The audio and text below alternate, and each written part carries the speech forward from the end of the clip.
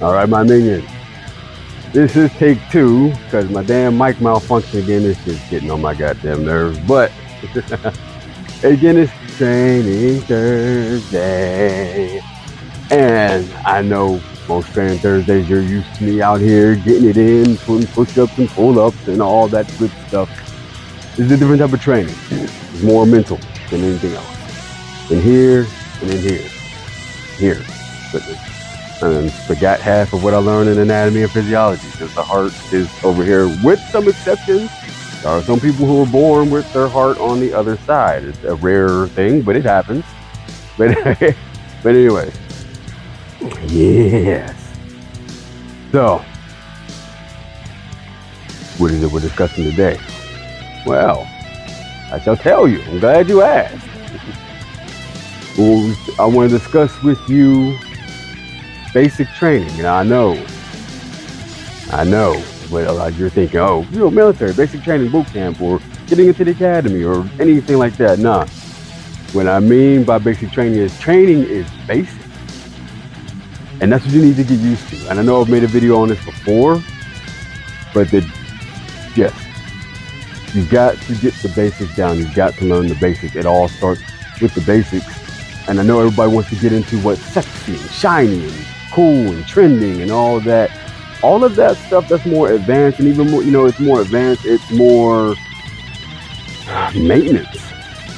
Work up to stuff like that, but what gets you through, and especially if you're going into law enforcement or security or military, is the basics.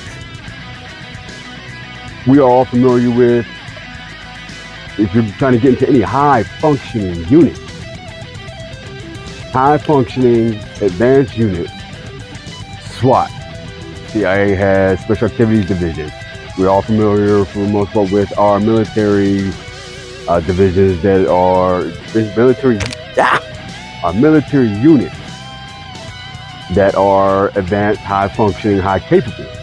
There's 3 tiers. You have, you have 86, basically think of it as advanced infantry, 82nd Airborne, or 101st, which is air assault. Then we have our tier 2 elements, which we are all familiar with for the most part. If not, there's some great reading material out there, great research. Take these guys out, super badass. But you have Rangers, ODA or Army Special Forces. You have Navy SEALs. You have SWIC, Navy EOD, which is badass in their own there. Check Navy EOD out. You'll be very impressed. And all their capabilities and what they do, and then how they stand out amongst the other branches of EOD. And then you also have,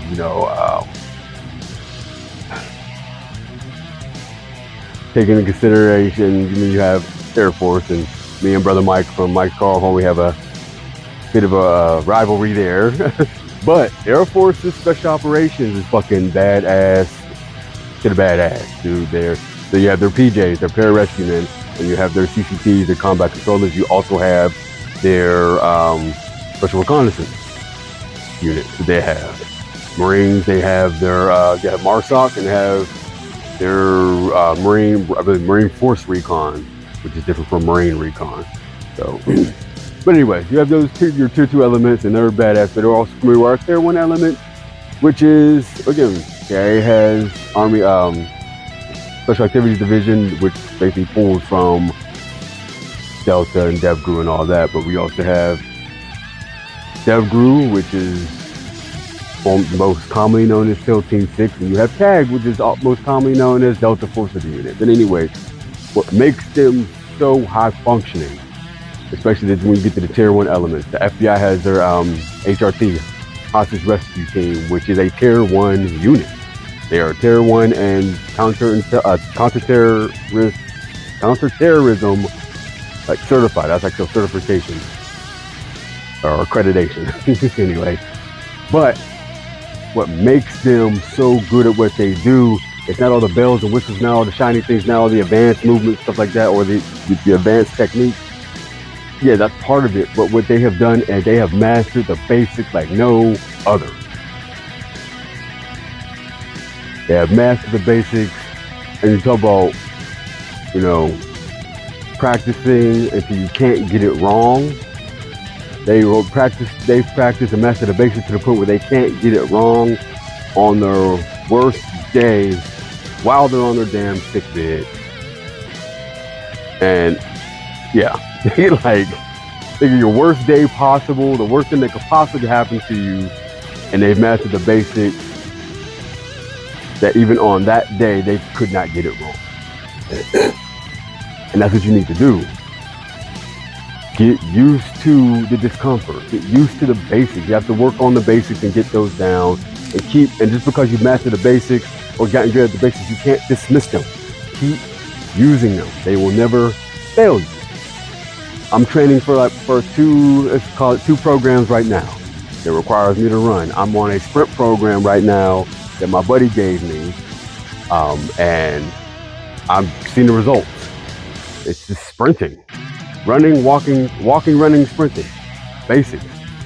And I'm not doing jumping jacks while I'm sprinting. I'm not doing jump rope while I'm sprinting. I'm not doing free running or parkour or anything like that. It's a basic incremental program that he put me on, and I'm advancing through it. But even as I'm advancing through it, it stays the same. It's still the basic sprinting. And he's running high school, he's running college and all that good stuff. So, I mean, yeah, and this is working. I'm loving this, like, spot on. Good buddy of mine, I work with him, I trust him, he's my brother there. So, but you use the basics, guess what? The basics are uncomfortable. The basics are grueling. The basics can be stressful. But guess what? How you're going to succeed is the best way to succeed, the best route, the best plan to have for success. Guess what? It's going to be bland, it's going to be boring, it's going to be slow. It's going to be uncomfortable. Get used to it. Those 4 things equal success. There are no shortcuts. So you can't cheat. You want to cheat, go ahead and cheat. I hope you give a good job looking at yourself in the mirror. Because what? Supplements, cheating. Meal replacement, cheating. Surgery, cheating. Steroids, definitely cheating. There are no shortcuts. Put in the work. But you got to get through the basics, and you have to keep working on the basics. You can't dismiss the basics. That's where it's at. I have a book I'm going to get right now. It's helping me in my training, and I've got to cover some of it up, so I can't give away what I'm doing, what I'm training in. But I don't know if it's to see how to do the shadows and all that. Awesome book. I love Stu Smith's book. This is the 3rd book of his that I've bought, and I do extensive research. But this is a book specifically designed to help me with the programs that I'm working on right now. And what I've discovered in it, a lot of the stuff that's in it, of the program and how it's written and stuff and whatnot, it's basic shit. It really is. It's just, it's combined in a way that's going to advance you through. But guess what? The basics still remain the same. That's his 3rd book.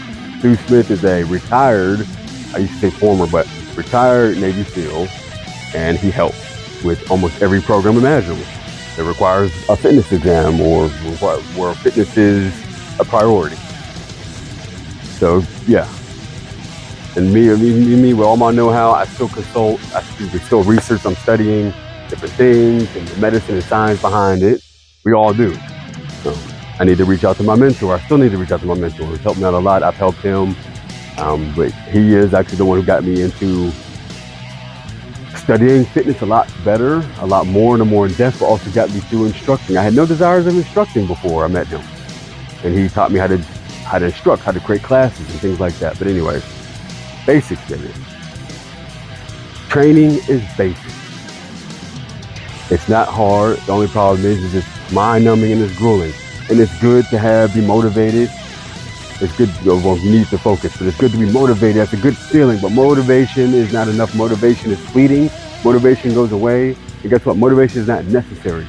In order for you to master what you're trying to master, it's all going to come down to discipline. You're going to have to do it even when you don't want to do it, and you're still going to have to put out 150%. Not to say you should be ignoring your body, because you shouldn't be ignoring your body. Listen to your body, but your effort has to be 150%. You cannot half-ass it. You cannot quarter-ass it. You cannot 75% ass it.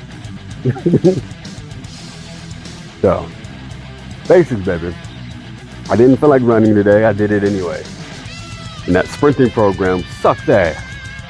I do it anyway. Then I'm seeing the results. I'm getting there.